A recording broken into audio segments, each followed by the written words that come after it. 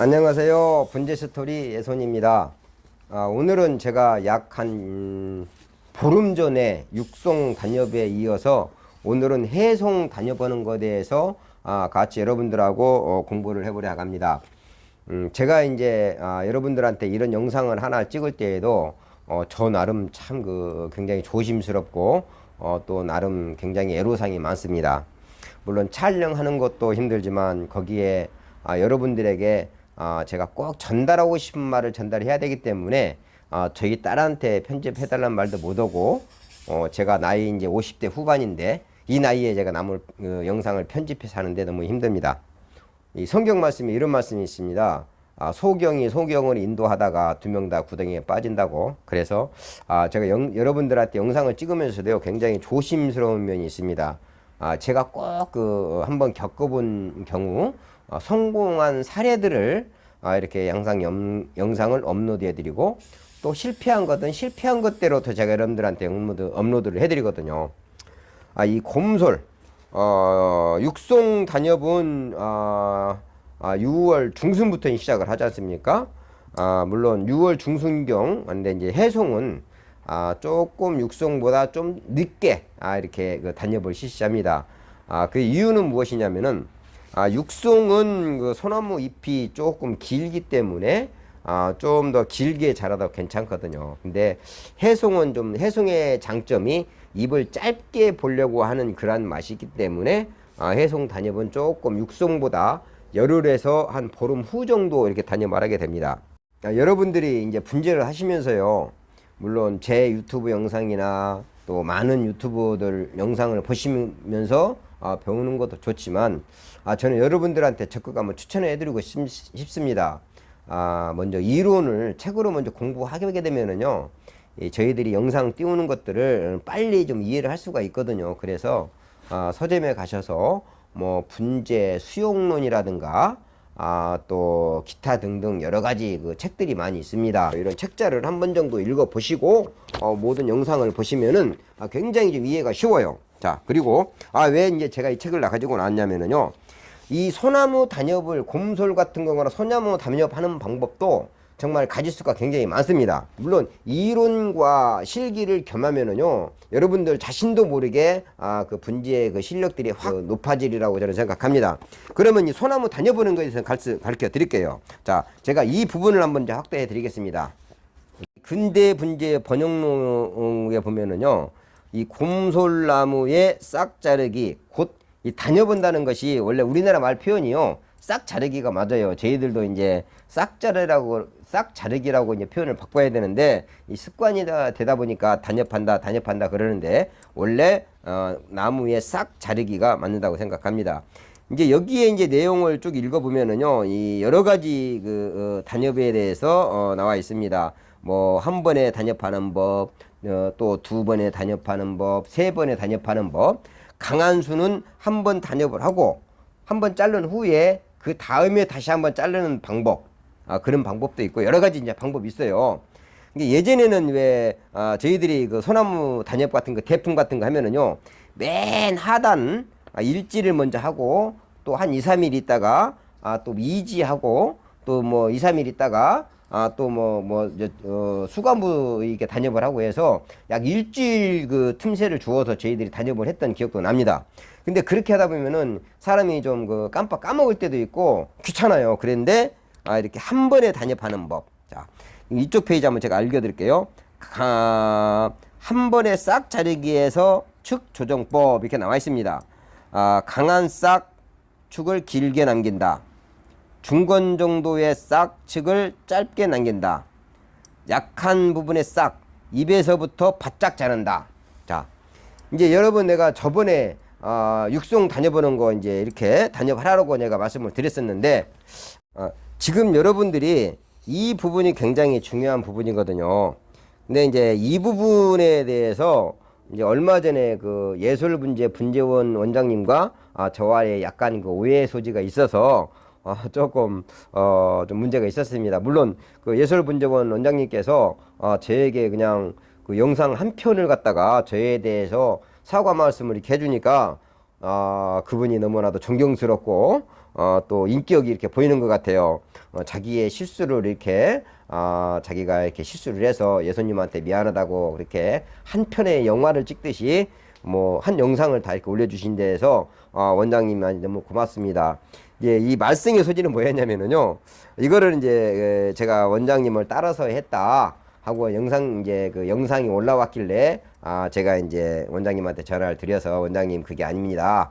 저는 이런 책을 보고 그 단협을 한 것이지 원장님을 따라서 한 것이 아닙니다 했었었는데, 또 원장님이 또 즉각 그 부분에 제가 따라서 했다는 부분은 영상은 좀 잠시 그 삭제를 시켜서 수정을 해 주셨고, 또 어제는 그분이 또 한 15분 분량의 영상으로 그 곰솔 단협의 진실 해서 영상 올려주신 게 있더라고요. 그래서 이 자리를 빌어서 너무나도 고맙고, 이렇게 말썽되게 말썽의 소지를 일으켜서 제가 이렇게 항의한 거에 대해서 예술 원장님께 너무나도 죄송합니다.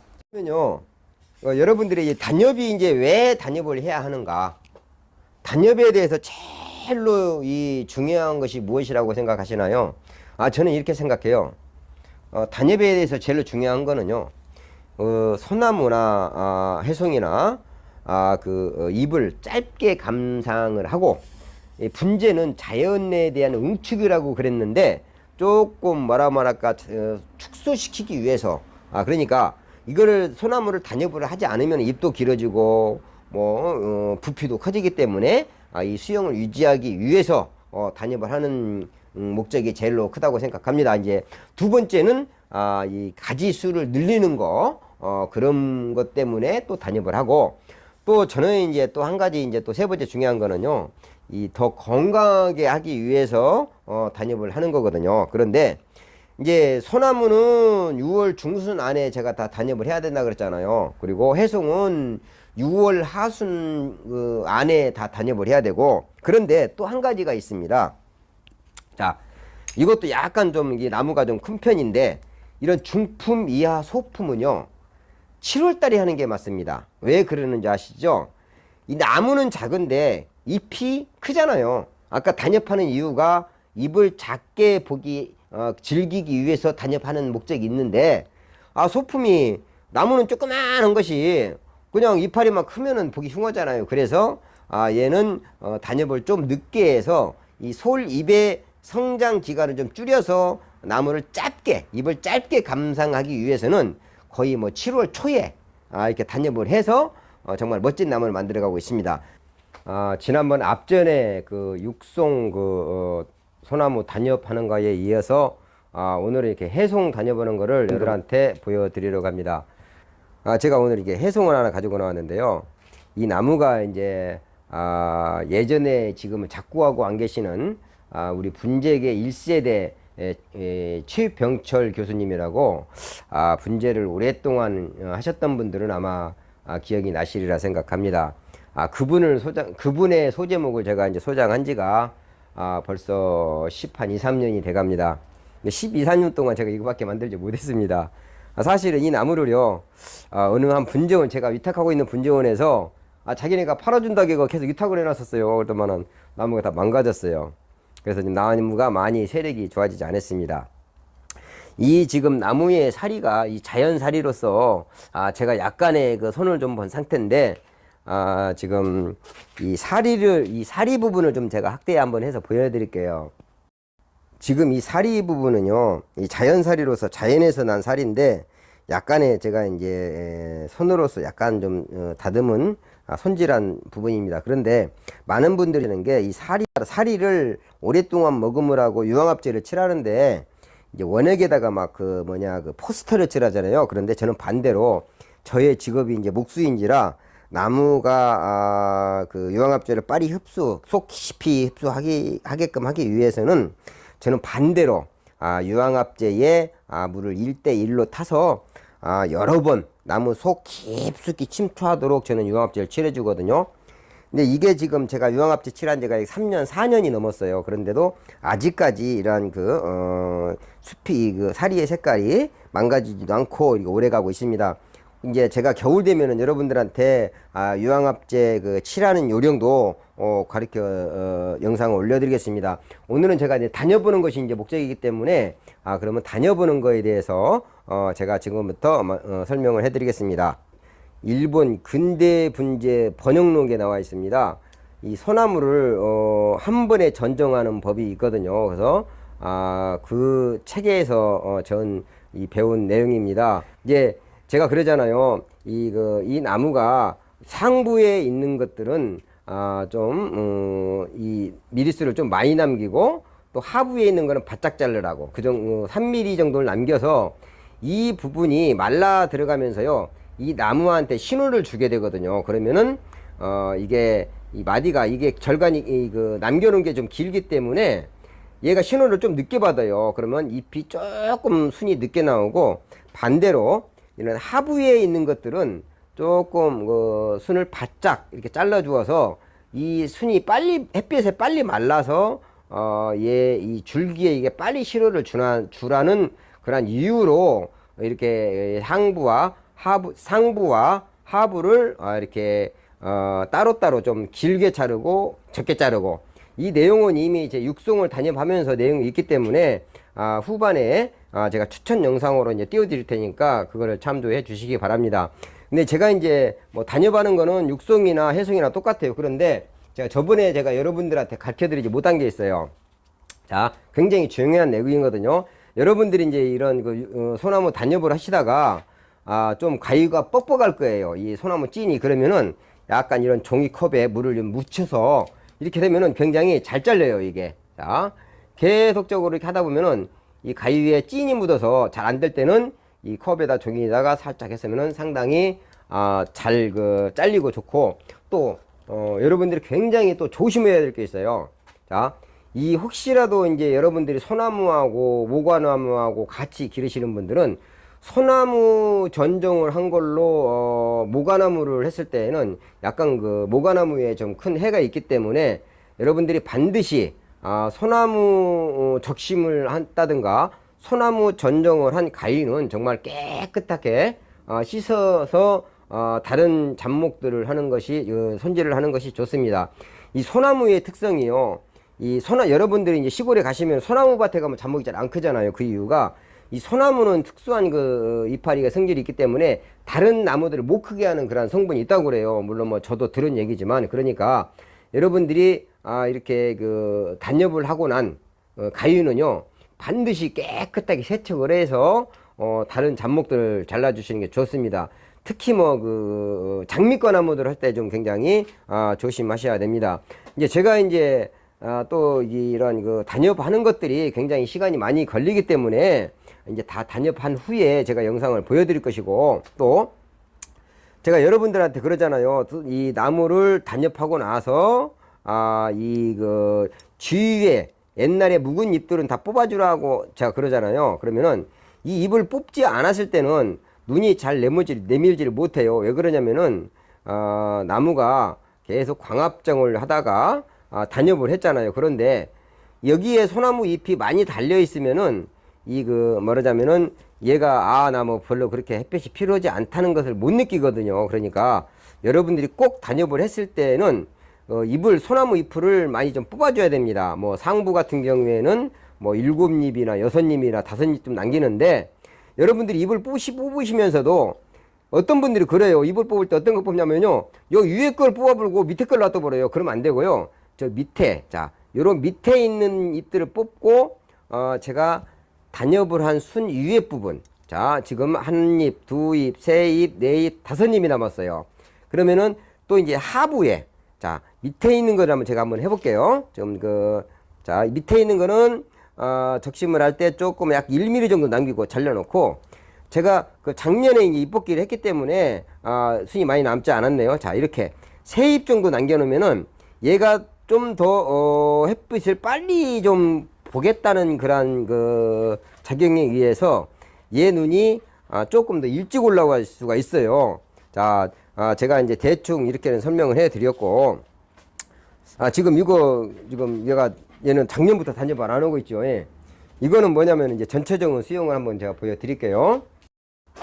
자, 전체적으로 수영을 봤을 때 좀 일지가 조금 좀 제가 좀 굵히기 위해서 이 나무는 제가 좀 이 줄기는 단엽을 하지 않고 이렇게 쭉 굵히고 있습니다. 여러분들이 혹시라도 가지 하나를 굵히고 싶다 했을 때는 이게 단엽을 하지 않고 가지를 굵히는 방법이 있습니다. 그리고 이게 단엽을 한 후에 여러분들에게 관리하는 방법도 제가 말씀을 드릴게요.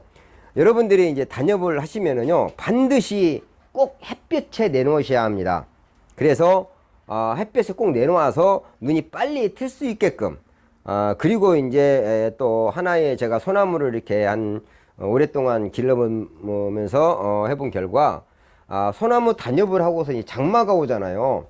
그러면 그 해에는 그 눈이 조금 늦게 나와요. 그러니까 올해 뭐 장마가 좀 일찍 온다 했을 때는 여러분들이 한 일주일 정도 먼저 그 단엽을 시기를 앞당기는 것도 괜찮다고 저는 생각합니다. 왜 그러냐면은 이게 장마가 되면은 그 일조량이 적게 되거든요. 그러면 눈들이 건강하게 나오지 못해요. 자, 그리고 제가 초반에 말씀드렸다시피 단엽하는 시기에 대해서 말씀을 드렸잖아요. 그런데 저는 그렇게 크게 단엽하는 시기를 중요시하지 않습니다. 왜 그러느냐?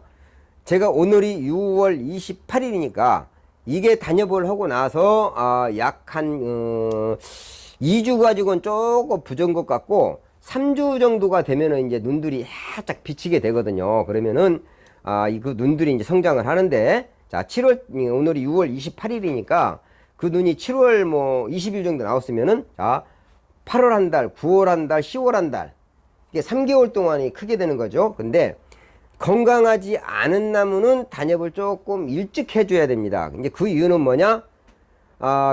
이 순들이 새로 나와서 성장하는 시기를 조금 늘려주어서 그 어린 순들을 완전히 그 어른을 만드는 거예요. 말하자면은 어린아이가 겨울을 나는 것과 어른들이 이제 성인들이 겨울을 나는 것이 이제 틀리거든요. 그래서 나무가 조금 더 성장 시기를 길게 잡기 위해서는 단엽을 일찍 해서 눈을 일찍 나오게 해서 건강한 눈으로 겨울 나게 하는 거고, 건강한 나무는 조금 늦게 단엽을 해서 좀 잎을 짧게 감상할 수 있는 그러한 이제 방법도 있습니다.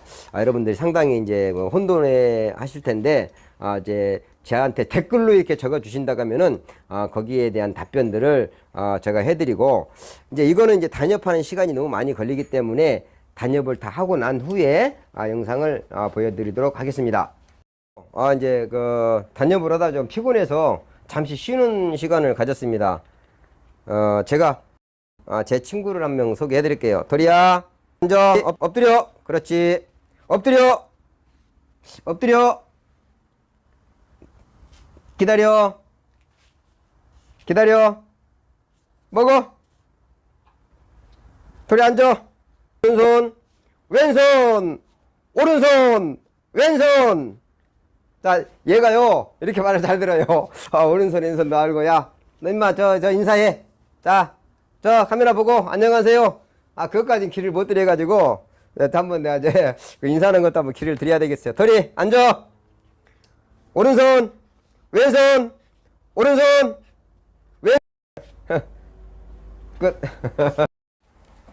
제가 이제 이 장시간에 걸쳐서요, 잎벗개를 다 단엽을 다 했습니다.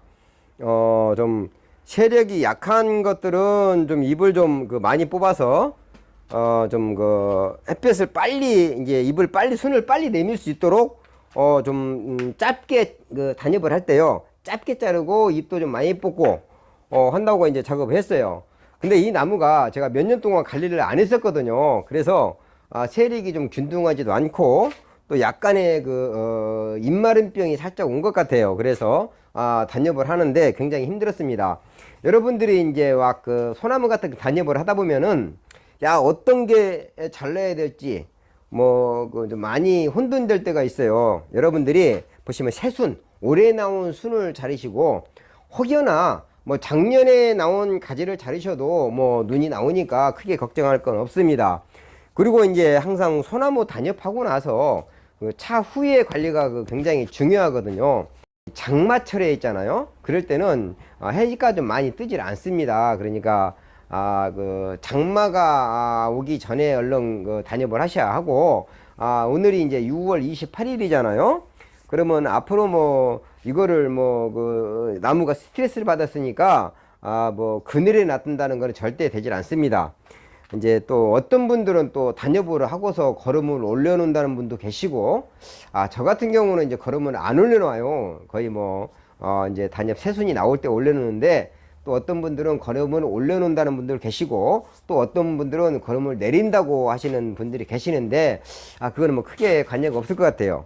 단 이제 저는 이제 잎벗기를 한번 했으면은, 이 나무 단엽을 했으면은요, 이 나무가 우리 사람도 마찬가지로 병원에 가서 치료했잖아요. 상처 치료를 했잖아요. 막 이런데 뭐 칼 베어가지고 막 치료를 했잖아요. 그러면은 이제 스트레스도 많이 받았을 거 아니에요. 그러면은요, 이런 나무를 이제 일반인들, 특히 고수분들도 그냥 놔두거든요. 근데 저는 제 영상 옛날에 이제 보시면 알겠지만은, 뭐 죽어가는 나무도 살린다고 막 제가 거의 죽지만 않았으면 다 나무를 살 수가 있거든요.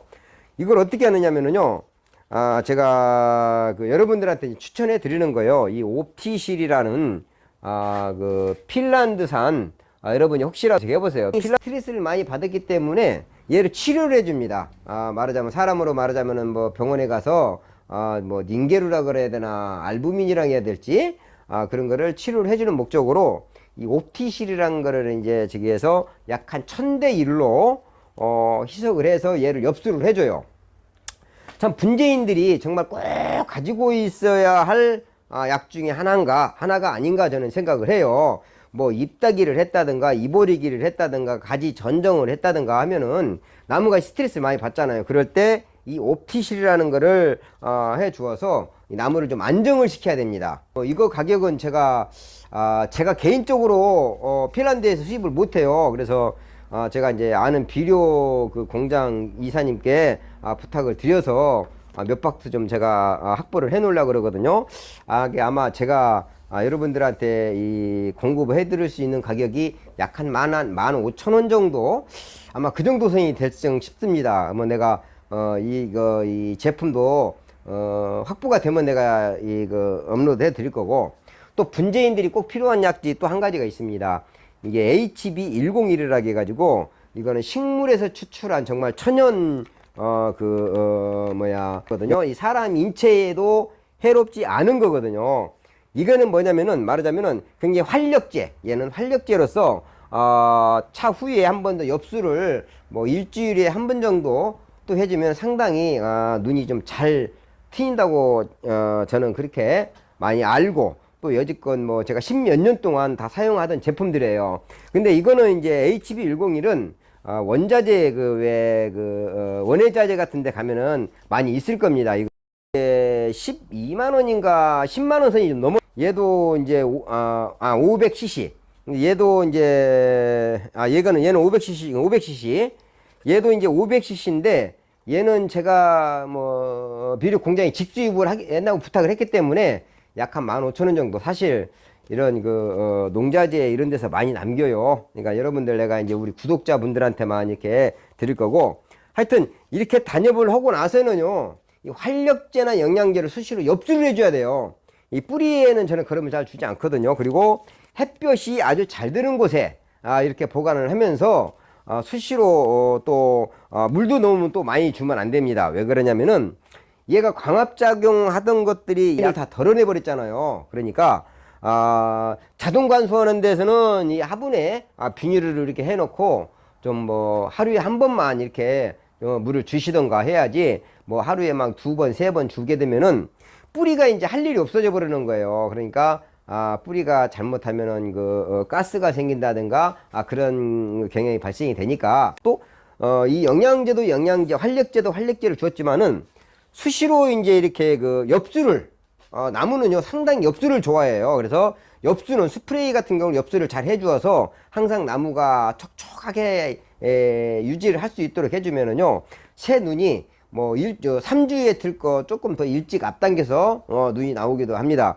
그러면은 이제 제가 차후에 단엽을 했을 때 뭐 눈이 뭐 3개 나오는 거, 4개, 5개, 많게는 7개도 나오는데, 순고리기 할 때의 영상을 다시 한번 제가 업로드 해 드리도록 하겠습니다. 그리고 이제 이 자리를 빌어서 우리 예솔 분정원 원장님께 저와의 그런 오해가 많이 있었거든요.